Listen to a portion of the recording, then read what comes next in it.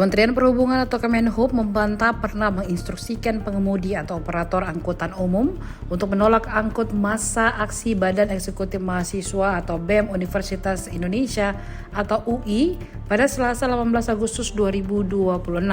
Direktur Jenderal Perhubungan Darat Kemenhub, Aan Suhanan, mengatakan bahwa pihaknya juga tidak pernah meminta pengemudi membatalkan atau menghalangi pengangkutan massa aksi.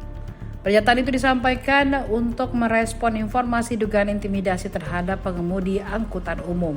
Aan memastikan dugaan intervensi maupun tekanan terhadap pengemudi angkutan umum oleh Kemenhub tidak benar. Ia menegaskan kementeriannya menghormati hak masyarakat menyampaikan pendapat di muka umum.